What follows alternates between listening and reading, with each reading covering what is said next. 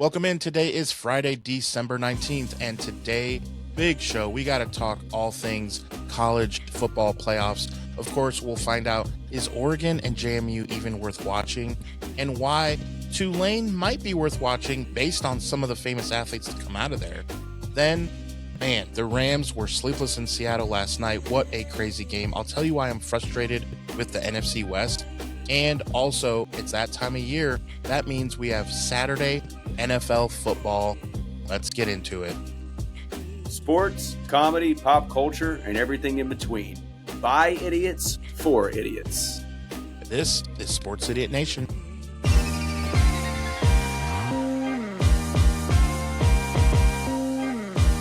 Sports, comedy, pop culture, and everything in between. Welcome back, sinners. This is Season 2 of Sports Idiot Nation. Welcome into a lovely Friday. It is Sports Idiot Nation. It is I, Adam Reno, of course, joined by Mr. 36 now. What are we up to? 30 something, close to 40? I don't know. 36, like Point. 318, I think. We're trying. We got a couple posts that are doing pretty good right now, so we should get some from And that. an eighth? So we 122 and an eighth? Yeah, 122 and an eighth. So we will probably be at 36 for tomorrow, I think, maybe at some point.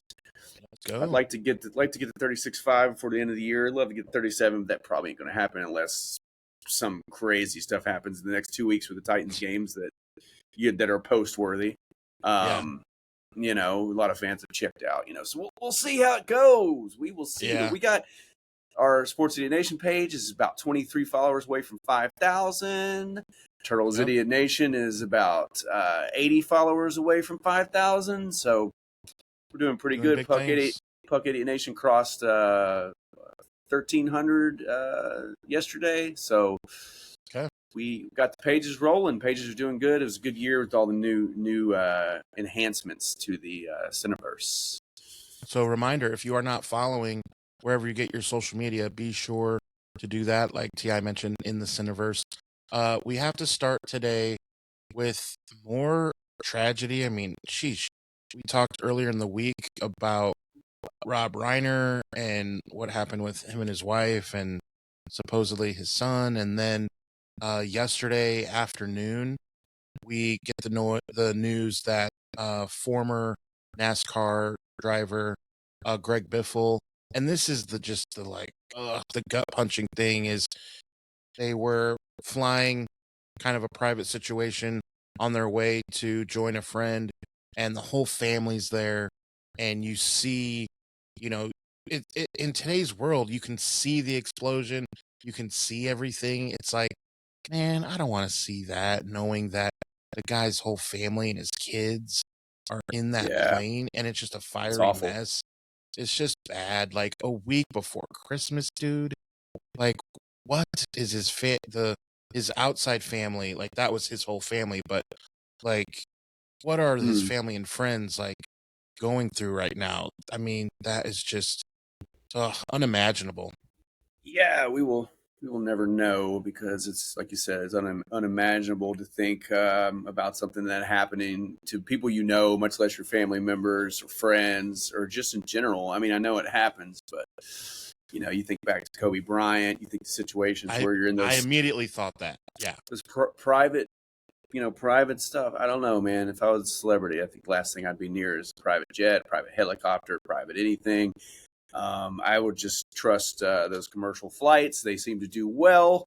But yeah, such a tragic situation. You know, as you and I have said before, we don't know a whole lot about NASCAR and racing in general. We should probably consult with Trent, but Racing Idiot Nation for more detail on Greg's history. But either way, tragic situation. I mean, his daughter and son, wife.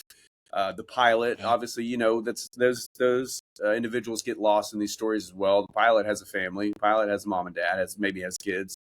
But apparently, I think there were two pilots, or not two pilots, but two people manning the plane because obviously there were 6 casualties. So unless he has a another son or daughter that I'm not familiar with. It looks like that he had just 2 kids. So either way, very, very sad, tragic situation.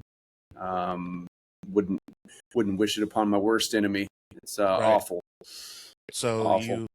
you do not hope that the Texans go down in a fiery plane. That's what you are saying. Oh man, I don't know. YouTube might flag us if I share my honest opinion. So so we'll leave it at not that. not around Christmas time. Not around Christmas time. I'll just say that. Just say that. Not around Christmas time. So we're definitely going to get into the NFL. That game last night was wild, but I want to jump first to college football because now it's playoffs. Playoffs. So let's start with the game that starts it all is I think going to be, if you think about it based on all the matchups, and I say this because obviously the first 4 teams are not playing and they're just waiting the winners of these games, but I think the best matchup will be this Oklahoma and Bama, and I think if you were to talk to both fans of the teams, you would say they would say that, well, I don't know which version of my team I'm going to get. And True. Oklahoma and Alabama have had both of those storylines where, boy, you can show 15 clips where they look undefeated and they're world beaters, and then you can show 15 clips of that team and say, how are these jokers even in the top 12? Yeah, for So sure. I do feel like Oklahoma's been in playoff mode for about the past 5 weeks because they have just been in must-win situations. Bama kind of sputtered down the end, obviously, So I think Oklahoma is going to be ready to play. I think you're going to get your best Oklahoma team on the field. Bama has caught a lot of flack in the media. There's been a lot of back and forth of do they belong? You can't leave them out. No, they don't belong. Well, if you're not counting the championship games, blah, blah, blah. We've heard every possible scenario and story. So I think the pressure is on Alabama more so than Oklahoma. for sure. They Both have teams the more storied franchise and all that, and they're yeah. expected to. Both teams have pressure on their shoulders for real. It's college playoffs, but I just think that Oklahoma gets the opportunity with nothing to lose, and Alabama has the whole world will come crashing down on them. If Oklahoma loses, then everybody's like, "Well, it's Alabama. We expected that," But if Alabama loses, oh man, the media is going to have a firestorm with them, So Yeah. I think all the pressure's on Alabama, which gives Oklahoma an edge, I think. And I would not be shocked one bit to see Oklahoma win just because these teams know each other. It's SEC. They've been watching game tape of these guys for weeks. They've seen it all season. They know what to expect. Alabama's been a little up and down. Oklahoma's been what we thought they would be, I guess. So I think I would not be surprised to see Oklahoma win. I would not put money on this game for the life of me because, Alabama could crush them as well. But I would not be shocked to see Oklahoma sneak out a victory. Definitely exciting to open up the playoffs with a matchup like that for sure. So November 15th is when they played, and the score was 23-21 Oklahoma. So that is one of Alabama's losses, and that's a good loss. Like if we're saying, in college, you say this more, I think, than in the NFL.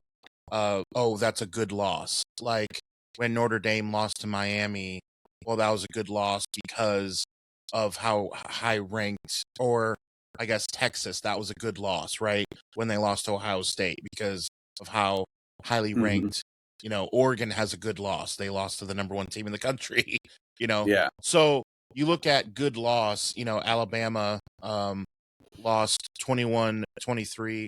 That game was kind of insane, but here's something that I want to keep my eye on.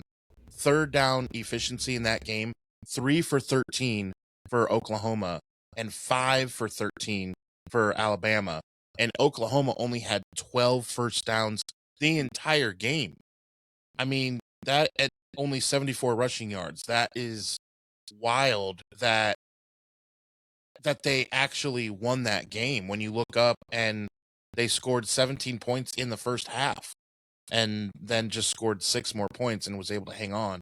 I don't know if the game's going to go like that or if the offenses are going to get more loose. I feel like they are.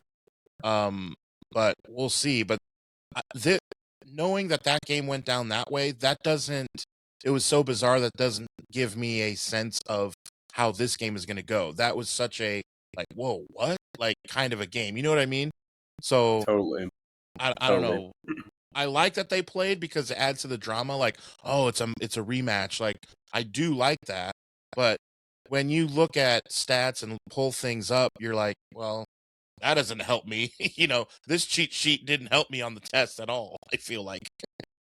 So yeah, third down efficiency in the SEC outside of Georgia and some other teams random weeks has been eluding a lot of teams this season. I mean, most of the SEC games I've watched, like third downs have been hard to come by. So that will tell the story for sure. Both of them come out of the gate sputtering, can't convert third downs. They're punting it back and forth. They're kicking field goals. Then it's going to get a little dicey. But, if somebody can score quickly, then we might be looking at a freaking, 49 to 41 type game. It's really just going to – we'll know in the first few minutes how the game's going to go, I think. Because both those teams can score a lot of points, and both of them can, when they actually buck up, they can play defense. So, it'll be fun. I want to jump to Texas Tech because they had a very weird season. We have talked about not just this year, but for college football over the last 50 years. You play the teams that are on the schedule. There's always going to be a talk about, oh, you didn't play anyone or that kind of thing. But you look at Texas Tech's schedule and, teams like Florida and LSU normally are looked at. We've talked about this, that those weren't great wins, but normally they are. So you look at, oh, they didn't play anybody. Well, normally those are saying something, but they kind of beat the crap out of those teams. But then at Arkansas, they only win by 3.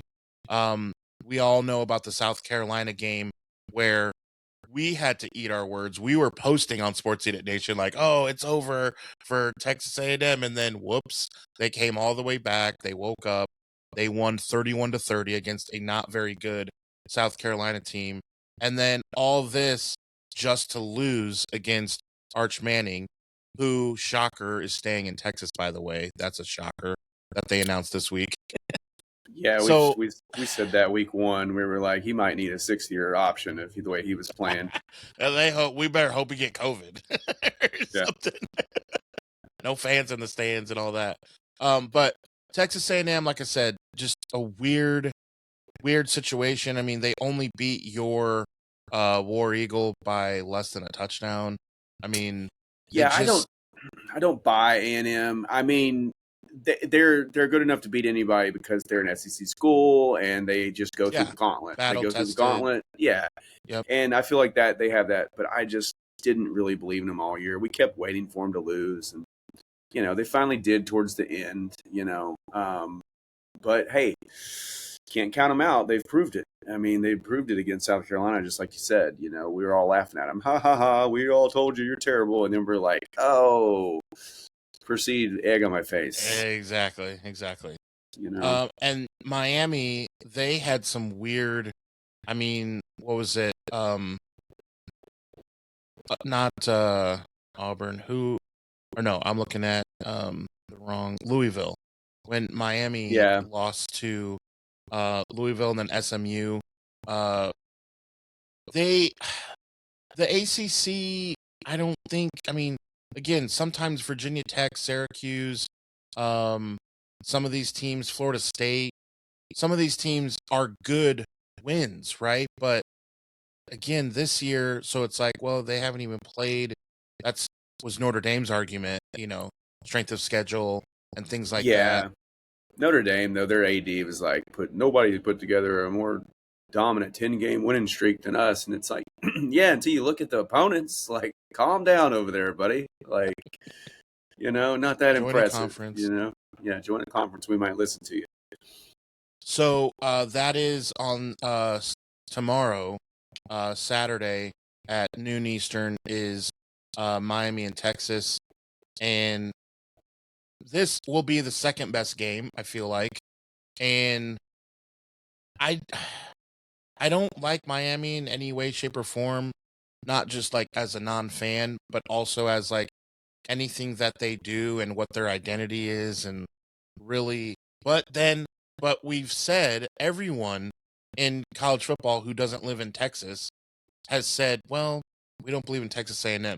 So now I don't know who's winning this game because I don't believe in either of them. So I'm like, well, I hope it goes to 5 overtimes and it's just some good football for me to watch. I really don't know.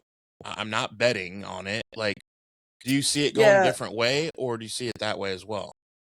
I think that Miami is going to seize the opportunity to prove they belong. I think that they have caught everybody saying they shouldn't be there. They didn't make it their championship. Duke won the ACC, which is hilarious. And they've just everybody has kind of been downplaying them. And, if I've got a team of, 18 to 20-year-olds that are being told they don't belong, that's easy to rally around. Yeah. I think if you have an opportunity to smell a little blood in the water early, Miami can capitalize on that. So I kind of like Miami in this matchup just because I just don't think that SEC has the firepower that they typically do every year. I mean, outside of Georgia, no offense to Bama or Oklahoma, but I still think that if both of those teams went up against Georgia five games, I think Georgia wins at least 3 of them. So, sure. I just think it's Georgia's the king of the crop in the SEC. So, I think Miami might take this game, and hey, if they do, it's good for playoffs, man. It's good for competition. It's good to know that hey, the ACC has proven they do belong, because they always in the past have had teams that should belong. It's just been this year has been a wash. We've always seen the Florida State-Miami rivalry always be big. Clemson. Clemson with crybaby Dabo. They're always, especially when they had the massage enthusiast Deshaun Watson there, And then Sunshine. Oh yeah, of course. It's hard to forget Sunshine after he dropped. Man, he was a good college quarterback, man. Yeah, he really absolutely. Was. He's it's funny. Liam Cohen is he might be a QB whisperer, man. I mean, he Baker, Baker, right? Researched Baker's career. Now he's fixing Trevor Lawrence, who everybody said that he was unfixable. Like he was on his way. I mean, I even seen Jacksonville fans talking about how they couldn't wait to get rid of him. Now they're just like, wow, all right, maybe we got something. Hey, and Liam also fixed his Duval. Have you seen that? He did. So he fixes quarterbacks and he fixes Duval calls. Yeah, he got it right. You can't fix the city Duval, but the county of Duval, but you can fix a lot of ankle bracelets. A lot of ankle bracelets, as you would say, right? Yeah, I'm gonna feel bad for them if Jags win the division. That's a joke that always hits. That is a joke that always lands. I mean, Florida, man, they're a breed in their own and all their own, man. You always see the Florida man stories, and they're always just ridiculous. Yeah. It's like Florida man shoots his dick off trying to shoot a spider, or something like that, Cheddar it's Bob. It's like you could have just stomped on it with your foot, but you decided to shoot your pistol at it, and now you don't have a penis. So congratulations, Florida man. And that's a real story. I saw that like years ago. I remember seeing that. That's a real story. You can look it up. I'm pretty sure it was Florida. If not, we'll just say it's Florida for the sake of the argument. I mean, Never let the truth get in the way of a good story, T.I. You should know that by now. That's right. So, I guess also one factor, honestly, too, is Carson Beck, because and again, a lot of Miami fans are going to say, and maybe some Georgia ones, you don't know which Carson Beck is gonna arrive to the stadium. Is it gonna be, 3 tutties, 300 yards? He I absolutely. Here's the mean, thing. You won't be absolutely. surprised. You won't be surprised if he does that, and you also won't be surprised if he has 2 fumbles, 1 for a loss, only 200 yards passing, and goes 17 for 30. Like, Sure. you wouldn't be surprised at that I, either. So it's like, I mean, I think the experience factor is going to come in a little bit. I think he's like, I've been here before. I know what I'm doing. I mean, for the first few weeks of the year, 4, 5, 6 weeks, I mean, he was putting up Heisman numbers, man. He was killing it. And Miami is one of the best teams in the nation. And then they just crash and burn for a little bit. Oh, that was a bad joke. Bad joke considering what happened with the NASCAR guy. But hey, we are idiots here. So, but they just dive bombed a little bit. Oh, look, another bad joke. I'm 0 for 2 here, But, we know how Miami went. They just became a roller coaster of football, and like you said, Louisville, SMU. So, like I said, I kind of like Carson Beck in this. That he's clamoring to go up against Georgia. yeah. He wants to. He would get up for that game of Miami Georgia matchup at some point in the playoffs. Oh, Like he man. would be all on it, dude. Oof, that would be, that would be. I mean, the whole country would be interested, not just the southeast portion of the country. I mean, everyone would be like, okay, the former that was the big deal when like the Lions and Rams just played. Like, oh, the guys who used to play for, and Mm-hmm. so you have this with Carson Beck. Man, that'd be something that we would definitely lock into. Speaking of locking into, one game that I will not be locked into is going to be after Texas and Miami, Ole Miss and Tulane. The only thing that's interesting about Ole Miss is, of course, the whole coaching, all of that. That's the only thing that makes it interesting until you look at who they're lining up against, and then you're like, just kidding. I'm not interested. I'm not interested Yeah, I in mean, Tulane. both those matchups are going to be boat races, man. I mean, So Oregon and JMU and Ole Miss Tulane, like, once again, that's the whole argument. Why are these teams here? We need to fix that. You're going to get about 5 minutes of good football, and the rest of it's just going to be like a video game. here's what's crazy. So we talked about Duke earlier. Tulane played Duke and beat them. First of all, which is crazy. Then a week later, do you know who they played? Do you know who Tulane played after beating Duke? Any idea? Probably like Troy or something, I don't know. Ole Miss. They They played did. Ole Miss, Oh, and it was and it was 45-10. Yeah, so they've already played them once. Oh, They've great. already played them, dude. Oh man, 45-10. That's why I wake up and get out of bed every morning so I can see a regular season rematch in the playoffs of Tulane and Ole Miss. Thank you, playoff committee. Thank you. Then get this: a few weeks later, they played the UTSA Roadrunners.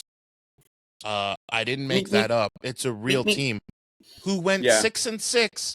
That team went 6-6, and no one's ever heard of them, and they lost 48-26. I was going to say, it 48-26. Remember hearing that it's something about the Roadrunners winning or something, Yeah, what are we doing? So now those are the only losses. They got boat raced by the team that they're actually playing, and then they lost to, I already forgot their name. The Roadrunners. Yeah, but where are they from? I don't know, UTMC or something. UTNC. We already not interested. I don't care. UTEP. So UTEP, Montana A&M University. Yeah, of the blind. Of the South, University of the South. Yeah. So Tulane, it's like, it's just not interesting whatsoever. In the first quarter, it might be a one-score game. Yeah, Green Wave and Green Man, whatever their mascot guy is, Green Man. I think it's his name, Tulane Green Man. I don't know. It's going to be a tough day for them.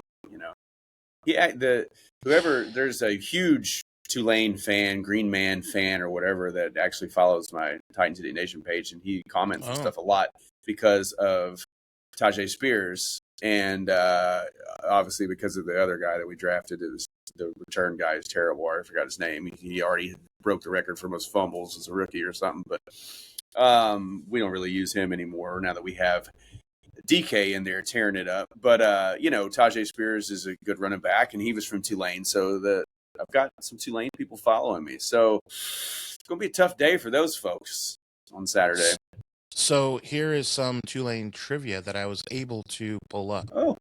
This is another reason why I get out of bed every morning for Tulane trivia. So this is something that the followers of Sports 8 Nation can take with them for trivia when they go back to the water cooler and hang out with the boys, or if you're making reservations at Chili's on Wednesdays because it gets busy. This is some good, So who is one of the best players ever to come out of Tulane? Do you have any clue? Have you seen this? It's pretty decent. It is pretty decent. I almost said Randy Moss for a second, but that was the Thunder and Herd. So I was just seeing that green and white. Oh man! Which, by the way, you know who his high school teammate was, right? Jason Williams. Yeah, white chocolate. Yeah, they were both. I think they were both. What? Randy Moss was at Florida. It was supposed to be at Florida at some point, or Jason Williams was supposed to be at Florida and got kicked out. I can't remember what the story is. I think that's what it was. I think Jason Williams was originally supposed to be at Florida and ended up getting kicked out. But either way, I don't know. Adam, why don't you enlighten us and our 12 viewers? Here we go. So this is the Tulane who's who, and these are the runner-ups. So you mentioned Tajay Spears. On that list, by way of Oregon, is a one Dylan Brooks. So he played at Tulane first before he went to Oregon? Yep. Did not know that. Did not know that. I just knew him. I just remember he played at Oregon. Did not know that. That's what everyone thinks Mr. of. LeBron troll. Did you see him wearing the Delonte West jersey? So great, dude. He is trolls, what you need. Then he trolls Kevin Durant. He's like, 25 games in the season, and this guy's already caused 50 problems. And he's like, 25 games in the season, I've already done more for Phoenix than you ever did. And then wearing the Delonte West jersey is like next level, dude. Like it is. Dude. I mean, that is wild. What if your rival coworker showed up to work wearing a T-shirt of the guy who had sex with your mom? Like, you'd be like, "Oh man, I want to punch this guy in the face right now." And Big he's time. That's so funny. Memphis misses that dude, man. But Memphis fans won't admit it. They won't admit it because he wasn't a good shooter, but bro still averaged about 20 points a game, man. And when you got playing great defense and you're lockdown defender and you're putting up 20, 25 points. Your teammates love you. You're that guy that everyone City loves to hate. Yeah. So City Dylan Brooks. Next on that list is Drew Pomerantz, all-star pitcher, was with the Red Sox, Padres, and my Giants. Then you'll like this one. The part of the 1995 finals from the Orlando Magic, Nick Anderson. Nick Anderson. Dude, solid, right? Three-point shooter. Great three-point shooter. Okay, then next we have for the Vikings and Steelers, versatile running back, Mewelde Moore. And then Darnell Mooney from the Bears, drafted in 2020. And then the number one runner-up is Patrick Ramsey, of course. Okay. Washington Redskins, Patrick Ramsey. But the number one athlete ever to come out of Tulane, and I don't think it's very close, is A1 Matt Forte. You're welcome. Matt Forte. Matt Forte was kind of a baller, man. Yeah, he was. He was the number one pick for a lot of fantasies, like maybe 2 years in a row. I mean, he was pretty solid. Yeah, Great, he was great great. player. He was a great running back for the Bears back when they had Lovie Smith and they were actually competing and they were knocking on the door of the playoffs and then they fired them and Well, then the defense yeah, was still the Bears defense, and now they're not terrible, but if you notice like the last 4 or 5 years, the Bears defense has been just like kind of bottom of the barrel, like final 50 in the least 15, not in the top 15. It's just they're just well, different. I mean But they had Olacher and Peanut Tillman and dude, all those other guys. They had great defense. They were scoring in fantasy. but then even with Mac, even when they traded then for Mac, um, or wait, they had Mac and then gave him to the Chargers, right? Or was it the yeah, other way around? yeah, no, they traded him to the Chargers. Yeah, Yeah.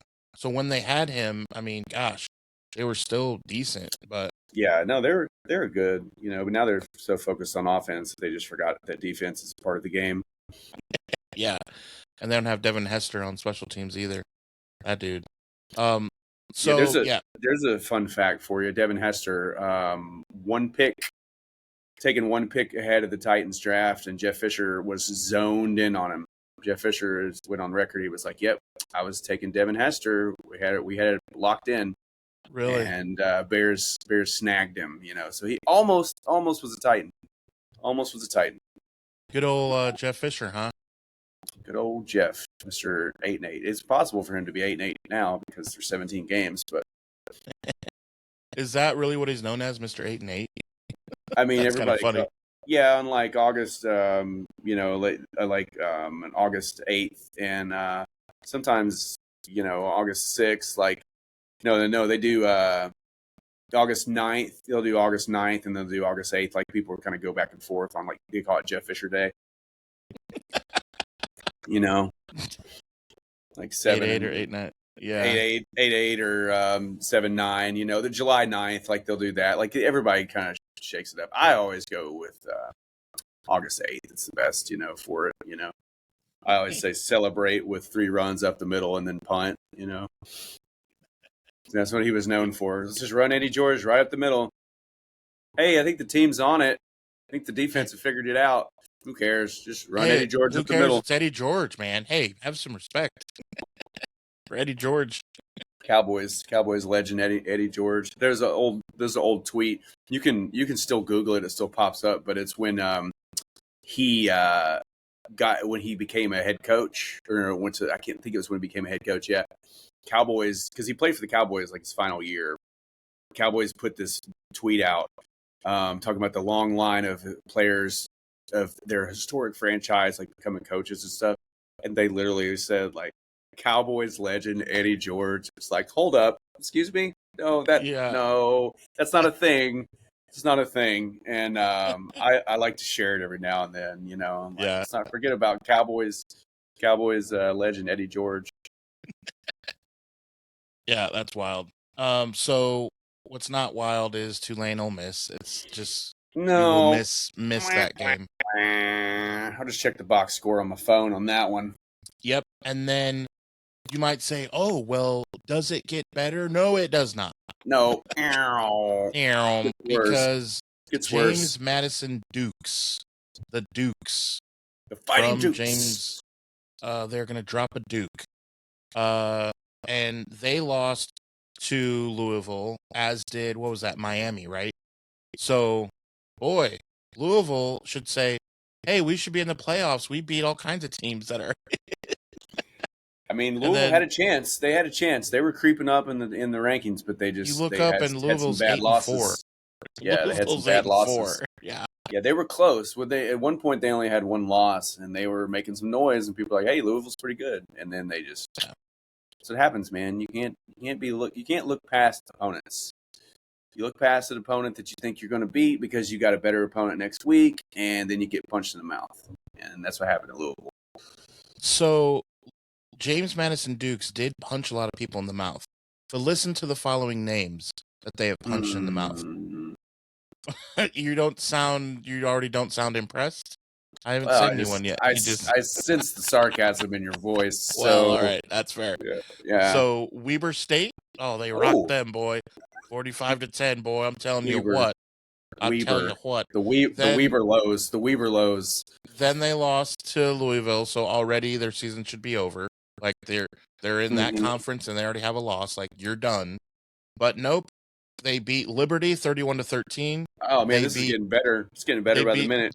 Georgia Southern 35 to Oh, 10, Georgia Southern. and then Georgia State, then Louisiana, then Old Mm, Dominion 63 to 27, then mm, Texas State 52 to 20. mm. We are Marshall. They beat them. They beat Appalachian Wow. State.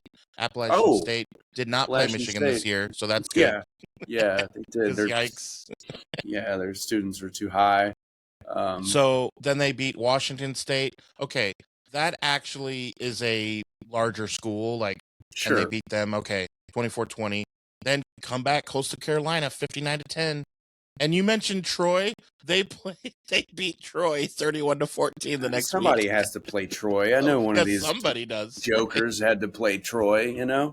So they Um, played them a couple weeks ago, and so now they match up against Oregon. And someone said Oregon is going to knock the Sonic rings out of them, and all of their rings are like when you have 400 rings and you get hit on well, Sonic. I mean, they're Just James Madison. They haven't earned any rings yet, so good luck knocking them out. I think they're just going to get flattened like some Goombas, like in Mario. You know, they can just waddle themselves out of the playoffs because they should not be there, and we shouldn't be forced to watch that. And Oregon players should not be forced to play that game. It's like, come on, man, give us an opponent. You can know, you imagine getting hurt in that game if you're an Oregon player? Like you just, and it's like a non-contact. It's the turf, and you just tweak something going out for a route or trying to defend or like, and you're done and you advance. Obviously, you win by more than 10 points, and it's like, why did I play this game? Is this matchup? Why is this the matchup? Like, they gotta fix this, and they can do it by adding more teams and letting Tulane play James Madison or sure. something like that, and let the Miamis and Oklahomas and Alabamas and Clemsons and Florida States and Yeah, Michigans. let them sit at the big boy table on Thanksgiving. Have James Madison and Tulane play each other to see which of those jokers even get in. You know, it's like, hey, Yeah, neither of you belong, but here's what we're going to do. We're going to let you both play each other to see which one of you gets to get axe murdered by Oregon. yeah. You It's know, just I don't know. Okay, let's try and break this down. What game realistically do you think will be worse? Like Tulane, or since Oregon, they've played, Oregon JMU. I think you think? Tulane. Yeah, I think Tulane and Ole Miss is going to be fine for about a quarter. I think the end of It the was first 45 to quarter. 10. It was 45 to Yeah, 10 when they played before. but they got an You think intern they keep it coach. They close? got an intern coach. They got all the Lane Kiffin stuff going on. Okay. It's going to take a minute for them to kind of click. And there's rumors that their quarterback is interested in following Lane to LSU as well. So that's got to be getting around the locker room because I saw tweets about it going around our sports pages all yesterday. So, and he's an awesome quarterback. He's very fun to watch. And he would be a big hit in LSU. So we'll see. Players left and right in the SEC are demanding, well, I want to transfer all this. We just saw the kid in Tennessee do it. Legend, I think his name is Legend. I don't know. I don't follow the Volunteers. Don't follow the Vols except for my friends. Yeah. But yeah, I think Oregon, JMU. I think at the end of the first quarter, I wouldn't be surprised to see Oregon be 21-0 at that point, maybe even Right. 24-0. I mean, you could even see a pick six right away for JMU. I mean, coming out there just kind of lackadaisical, not really knowing what to do because they haven't played an opponent like Oregon, and Oregon's going to be baiting them into some dumb shit. And then next thing you know, boom, pick six gone. I mean, Or like a punt block. This is a game where I feel like it's so overmatched that, like, would you be surprised if all of a sudden in the second quarter it's 4th and 11 and boom, blocked punt? Exactly. Oregon, like, this is just one of those games where it's so overmatched. And eventually there will be one of those, what was it, Boise versus Oklahoma, where the running back Ian Johnson, I think, number 41, proposed to the cheerleader, Mm-hmm. at the end of that game and all that. That was unreal. And Boise was for real. They proved it. But man, those are few and far between, right? That's those days the are only gone. one. That's the only one we can think of in recent that's memory.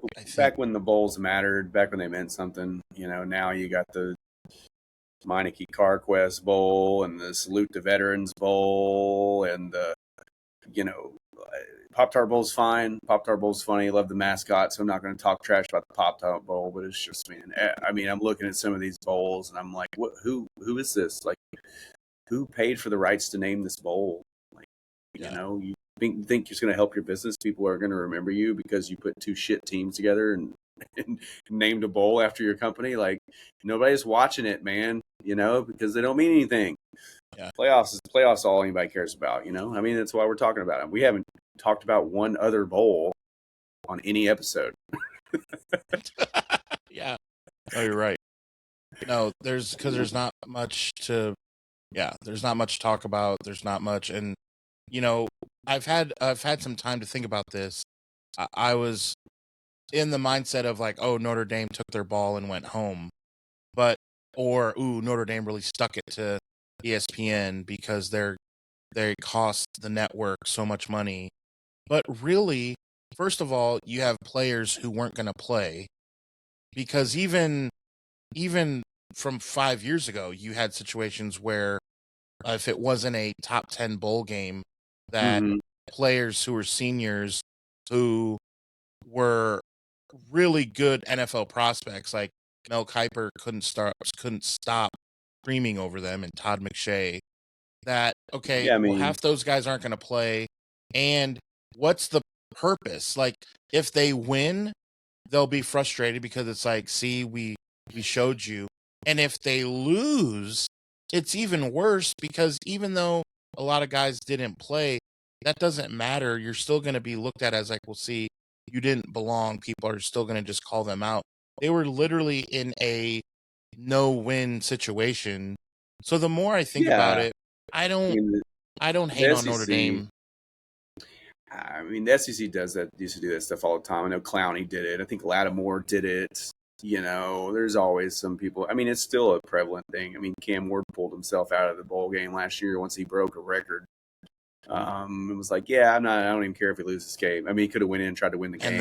And they lost. I mean, which that's kind of sus to me. Like, why, if you were going to do that, why did you even play in the game like that? Because because you could have pulled Aaron Rodgers in the third play of the game, you could have got hurt. So, like, yeah, I don't like that either. When you're just able-bodied watching your team lose, when you have a chance to help them win, you're like, nope, because of my future. I mean, we say that, and if he would have gotten hurt by going back in trying to save that game, which is a meaningless game as far as they pull up the Dead Sea Scrolls and they say, oh, Miami won a game in 2025 because this guy went back in. I don't think anyone would care. They would say, oh, what a great leader he is. They would say that, but he was already the number one pick. Yeah, the Alamo Bowl or whatever the hell it was, like some other bowl, you just put 3 words, put it like 10 words in a hat and just draw out 3 words, put them together. That's the name of the bowl, Home Depot Screwdriver Bowl, just like stuff like that. Well, the Home Depot at least is I guess a larger company, but man, I scroll through ESPN, I'm looking at these bowls and I'm like, I've never even heard of that bowl. What is that? I didn't even know that existed. Well, like you said, like the CarQuest Bowl. And... It's like Eastern Michigan versus, Central Ohio. Like, who? Okay. Yeah, I'm not watching that. Thanks. The Chocolate Pudding Bowl. Yeah, there you go. Just random things together. So, yeah, I think it's weird because for this weekend for college football, we have some pretty good highs, and then we have not only lows, but they're like weird lows. Like, in what world should Tulane and in what world should Oregon have to play a team like this? That's what I'm saying. The players don't deserve it. I mean, at least in the Tulane Ole Miss, at least like Ole Miss already agreed to put them on their schedule, so they're like, okay, yeah, we'll play with you. Why not? But I mean, JMU, Oregon, come on, man. Oregon would not even take the time to schedule that team. They'd be like, no, thanks, no, we don't need that game. And now they have to do it in the playoffs. So yeah, those players like just can't. Maybe they can get up for it because they know they're going to score a lot of points, and we get to like, yeah, we're going to run them out of the water. It'll be fun. It'll be like, we're going to boat race them out of town. Like maybe they get up for it like that, but it doesn't. I guarantee the players aren't getting up for it like Alabama and Oklahoma are. I mean, come on, Yeah. So, but I for the sake of underdogs though, like I'm going to say, I guess I'm going to go on a record and say I think Oklahoma and Miami win, and then we know that Ole Miss and Oregon is going to win, so we should no reason to even point it out. But. Right. We know what's gonna happen.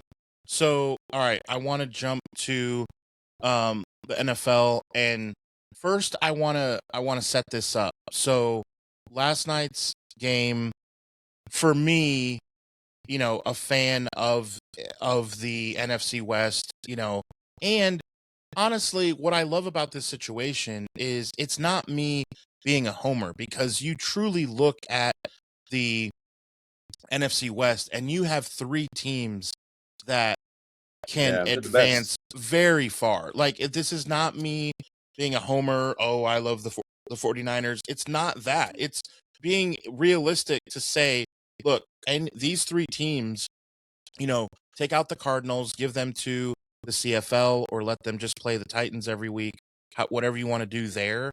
But obviously, don't let them play us. That'll ruin our draft pick. If we play them every week, we'll end up having a top 15 pick instead of the top 3. You will moonwalk your way into a win. You'll be like, how did I win? What happened? Yeah. Because that's basically what happened. Like some Benny Hill music playing, like, and you got the dub. Like, no. So, no, here's the situation. Take it back. We don't want the dub. We don't want, exactly. Hey, what is this? So, here's the situation. I'm on all of these, as you very well know, with the Titans, on these Facebook pages of different accounts of either Facebook groups or whatever, right? And so your algorithm is always going to show you, what's going on when either your team plays, like the Titans, or when the Texans are good and the Jaguars are good and they're playing each other. Titan fans talk about that as well. Colts were good, and the Colts were good. So it's just one of those things, right? So here's the deal. So going into this game, and we know it was one of the most epic games in seriously, I know it's biased, it just happened. It got done right before midnight Eastern time. But this seriously was, with the way that overtime goes, where you can get a touchdown and then, and the Seahawks win 38-37 they both got a touchdown, then the Seahawks win for 2. Okay, we'll get into that, the storylines of the funny situations, the just epic game. But here's what happened first. On the 49er pages, they were saying, oh, who do we want to root for tonight? Or who do we want to root for tomorrow, over the last couple days?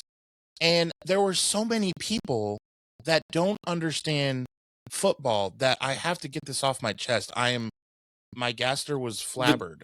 The tiebreaker, I'm sure they didn't get it, and they didn't understand it. No. Yeah. So here's what everyone hates the Rams so much that they're like, oh, we want the Rams to lose, and or no, some of them said because of the recency with the Seahawks with their recent Super Bowl over the last 10 years and just people hating Seattle, that they were like, oh, we don't want Seattle to win. And I tried to be kind of nice because it is 49er fans, but I'm like commenting, please know about football before you post. I just don't understand. The Niners still play the Seahawks. And that's my point. And we've already played the Rams. And it goes by what your record is in conference. So as of right now, we've only lost 1 conference game. If we win out, that means we'll still only have one conference loss. That's what that means. That's basic math, right? I mean, if you guys beat Seattle, you're going to have 3 teams there at 11-4 in the same division, which is unbelievable. And And you're going to own the we tiebreaker. have, yes, because, and here's why. Because people will say, well, how does that work? Because you and LA split. But look, LA just lost. They lost to us, obviously, because we split. So they lost to us, and they just lost to Seattle last night. So now that gives them 2 conference losses. And if we win out, which we very much can do, then that means we only have 1 conference loss.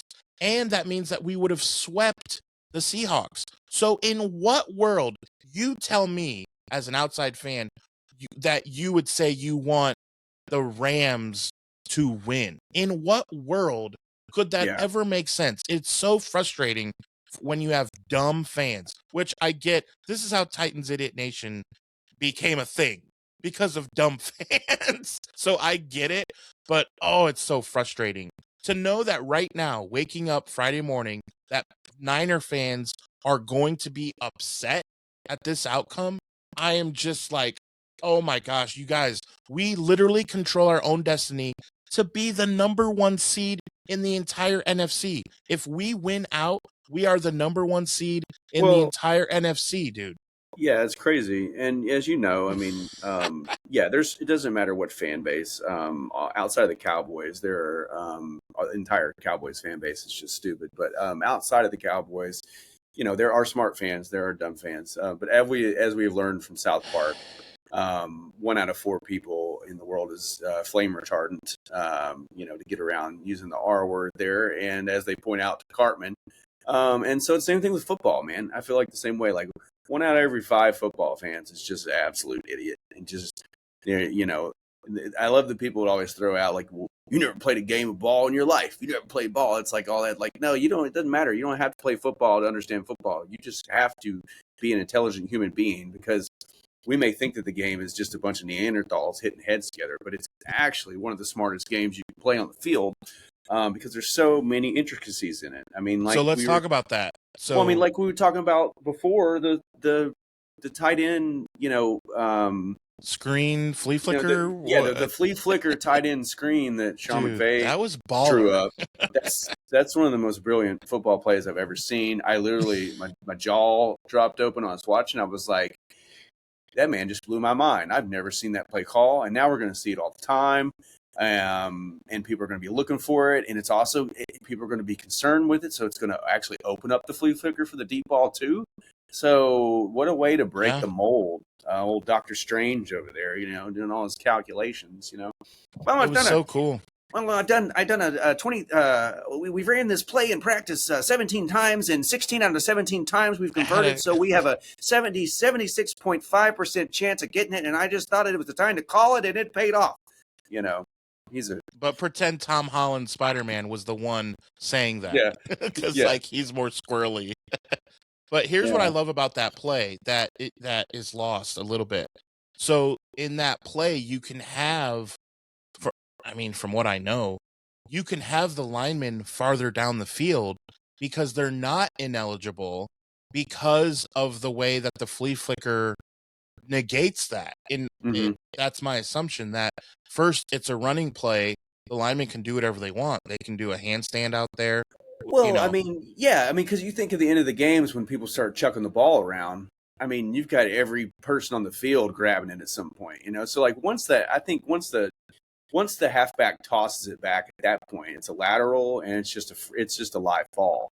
So unless, the rule book changes now, people look at it like, okay, we need to figure out to that. But like the tush push, everybody trying to get the tush push banned, next thing you know, they'll be trying to get the tight end screen flea flicker banned, Yeah.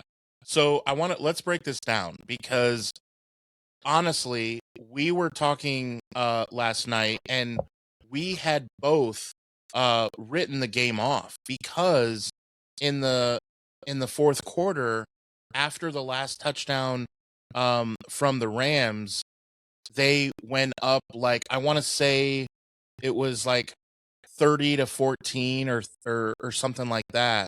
And it's like, oh, man, I really wanted the Seahawks to win, and it just doesn't look like it's going to happen. And then they they do force a And punt, then you and totally they redeem return it, yourself. and they totally redeem yourself. Yep. return it for a touchdown. And Yeah. then it's like, okay, now you're only down 30-22, and there's about 7 minutes left. You're like, okay, hold on. This is a game. Like, okay, here we go. And then that's almost like when the game really started, was when the 43-yard touchdown, the punt return by Shaheed. Then, okay, then after that, a touchdown from the tight end with 6 minutes and 23 seconds left, and the 2-point conversion. Now we got to talk about this. So the 2-point conversion was also one of the wildest I've seen in NFL history, and I've been watching football for about 40 years. I don't think I've ever seen this. And they throw a screen pass, and Jared Verse is a man amongst boys. And he reads the play so well that as Sam Darnold is throwing it just a hair backwards, a la Music City Miracle, just a hair, he's throwing it backwards. It gets deflected right away, which shouldn't happen when you're throwing a backward screen pass, but Jared Verse is that good. He deflects it, plays over, plays dead. Remember I said, though, it's going backwards. No one thought it was, all 22 on the field didn't realize it was going backwards, because the Seattle player that picked it up did not think that he just converted a 2-point conversion. He thought he was being a gentleman by grabbing the ball and getting ready to just hand it to the ref. Well, they reviewed it, and when he recovered that ball, he was literally standing in the end zone. So 2-point conversion is good. Now it's tied. Now I'm freaking out. It's 30-30. It's 30-30. Like, okay, then punt. We're the Cleveland Browns. We punt. That guy. So then there's punt after punt. It's like I was waiting for Darnold to throw like 9 more interceptions, because that's how the first 3 quarters was going. I still can't believe they freaking won the game with how bad Darnold played and then how good he played. So Darnold ended up 22 for 34, 270 yards, 2 touchdowns, but the 2 picks. And Mr. MVP, 29 for 49, 457 yards, no picks, 3 touchdowns. Fantasy, he is my fantasy quarterback. Yeah, he's got me a good, ton man. of points. Good quarterback, man. He's going to be stoked to watch his Georgia Bulldogs in the playoffs. Yeah. Matt Stafford, he was a damn good quarterback to watch in college. He's been an incredible pro. Hard to hate on that guy.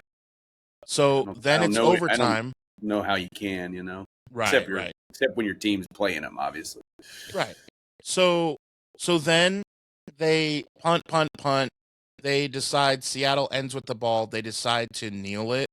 And so to get to overtime. And then in overtime, with about 6 minutes left, Puka Nacua, you can only, he still had a great game, but at that point you still felt like, okay, we kind of did okay here, and 41-yard touchdown. But remember the overtime rules. Even if you give up a touchdown, you get your shot. So Sam Darnold drives down the field, and we were talking about this last night. At the time in the third quarter-ish, Smith and Jigma did not do as much, and then boom, touchdown. So he gets the touchdown, and then they go for 2. And just, I'm sure in all the highlights, that's what they're showing this morning, is basically the 2-point conversion. But just tight end or whatever his name, was just wide open for the 2-point conversion. You're just like, what am I watching? And so now all of my hopes and dreams came true, that if we just simply win out, we play Monday Night Football in a couple days against Phillip Rivers, and I will be there, and I'll you will see the pictures on Sports Edit Nation of how close I am, so you can be jealous. So I'm super excited. Then we play the Bears. I can understand losing to them, and then we finish with the Seahawks. But we do have a chance to run the table, and that would give us the number 1 seed, which is just wild with all the injuries. And they're saying Fred Warner's going to come back. Like, dude, Yeah, I don't know what to think. But I saw that. I didn't. Patrick Willis say he's keeping in. He's keeping in shape. I mean, yes, maybe. He Yeah. said it in jest. Hey, I'm pretty sure. I'm sure he could give you a couple downs, man. Oh, for sure, for sure. I mean, Joe Montana could give you a couple downs. Just shotgun, throw a sprint right option, slant. Just throw a slant real quick. He could probably do that, but No, I don't know. Maybe not. Maybe not. Might be a little rusty. Might as well get Jerry from Rice those out Guinness there, too. commercials. Yeah. So, But yeah, what a game. What just a game. Unbelievable. I mean, we had just missed field goal drama. Your boy isn't the Rams kicker or is the Seattle kicker your kicker? No, Seattle kicker. Yeah, did not work out in my favor because when it was 30 to 30, kept going for 2 the whole time. Yeah. When it was 30 and 30, the Rams had a chance to go ahead and missed a field goal, and that was a game changer too, because I thought they were going to make it. And just post game watching. Remember, it's Andrew Wentworth from the Rams and Richard Sherman, who played for 2 teams in the NFC West, but neither of them were the Rams, so he hates the Rams. Man, he was talking that stuff to afterwards. That was cool to see. I like, we talked about that Amazon does it right as far as the sports. Yeah, they do a good job. Just what a game. I just cannot believe it. So the other NFL games that we definitely have to talk through as well is we talked a little bit about this last night was the Bears and Packers on Sunday night, and just it's Saturday. It's Saturday, isn't it? Sorry. Yes, Saturday. Yes. Yeah, they got Saturday football. NFL is starting this week, so. Yep. It's close to Christmas when the NFL has Saturday games. I love that they do that. It's like a tradition. I just remember growing up during Christmas time having a random Saturday game. That's great. So that's the 8:00 game. I will be at that time on a trolley with a bunch of family going to see Christmas lights. But make no mistake, I will have my tablet with me to watch that, because that's gonna be a really good game.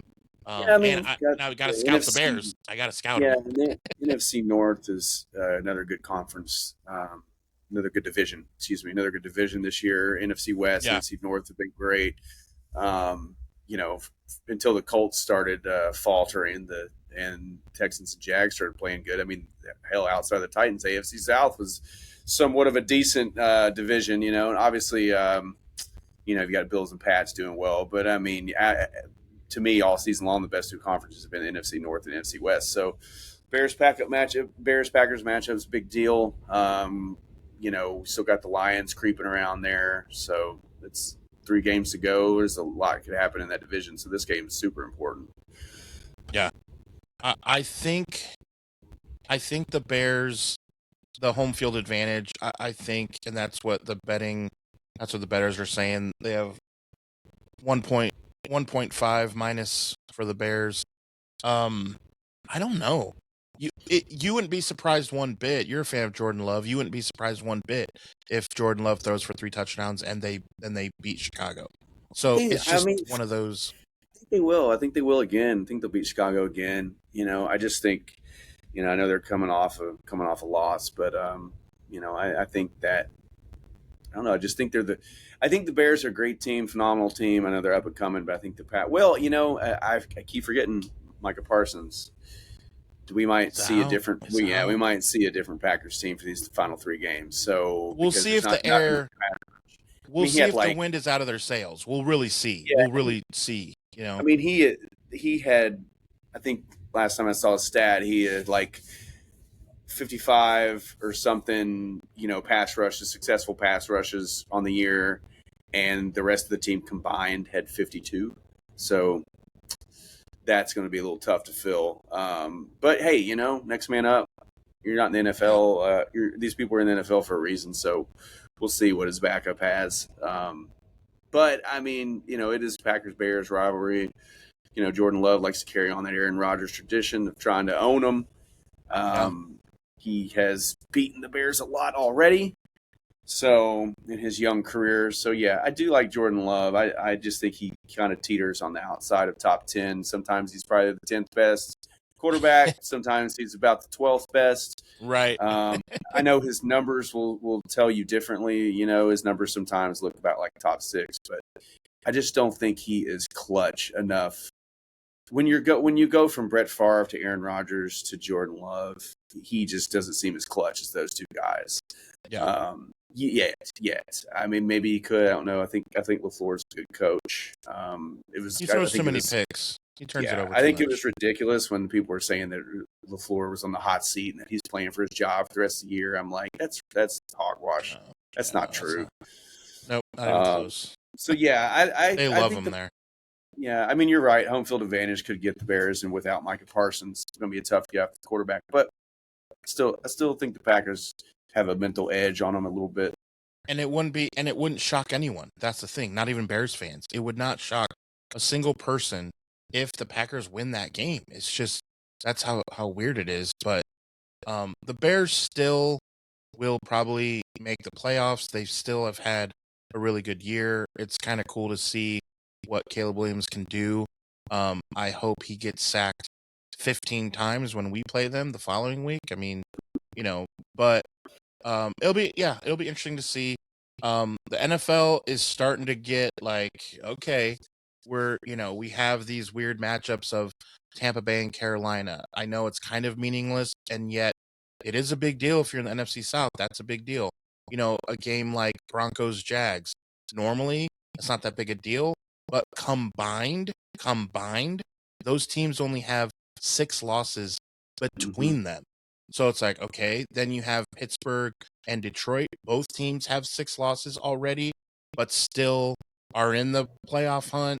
You got the Patriots. They have to get back on track. I mean, going against the Ravens. Like, there's a lot of games that matter, but you're like, okay, it's just, you don't know what's going to happen based on last night's game and how the whole season has gone. But last night's game was one of the best Thursday night games in NFL history. Yeah, sure. And it's that time of year where everyone is in playoff mode because they want the seeding. There's some teams that are guaranteed locks for the playoffs, but they still want that preferred seeding. So everybody's playing hard. Nobody's nobody's a pushover outside of Oakland and the Saints, and even the Saints have been winning games. So I mean, Arizona obviously you can count, Titans, the Jets, like, yeah, those teams for sure are pushovers, but you still can't take anybody lightly at this point, and just assume, oh, well, we're in the playoffs, so who cares about where we finish? Everybody wants to win. So yeah, and Ravens are playing for their lives right now. Right. So they got the Patriots. Yeah, and Patriots are coming off that loss that they were up 21. And they want to get right. And they want to get right. They're going to be angry. Mike Vrabel's going to have his boys playing. Drake May, he did great. I mean, last week, but he just, it's tough when you got to look across the aisle and see Josh Allen facing your defense and you can't win every single game. It just doesn't work that way. No NFL team. Every NFL team has at least 2 losses already. So it's just the way it is. But unless you're the Broncos and you win like 13 straight games, like whatever that nonsense is, Well, they still have 2 losses, just saying. Oh, yeah, for sure. For sure. But no, you're right. This weekend we will have a lot of answers, both in college football and in the NFL. A lot of answers. We will have a lot of questions answered this weekend. So I think we will have a pretty action-packed show on Monday. So I guess you just gotta keep watching. Reminder also to check us out wherever you get your social media. Also, the link. Always check the link for TI sporting the Sports Idiot Nation T-shirt. We have those. Also, Your Team Sucks are still one of my favorite what is it, like, not genre or brand, our line, the Your Team Sucks line, I guess you could call it, with all the different YTS. colors. We call it the Yes. YTS line. We have the exclusive Sports Idiot Nation YTS line. YTS line, yes. Not to be confused with Prada, not to be confused with Dolce and Gabbana.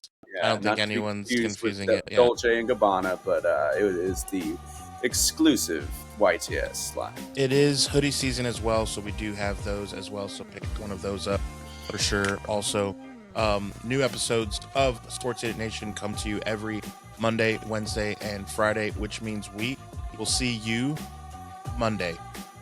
Thank you for watching this episode of Sports Idiot Nation. Remember, we are on all social media and on YouTube, and the podcast can be found on Spotify and Apple Podcast.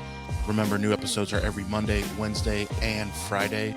And remember, because you watch Sports Idiot Nation, you would be the smartest idiot in the whole world.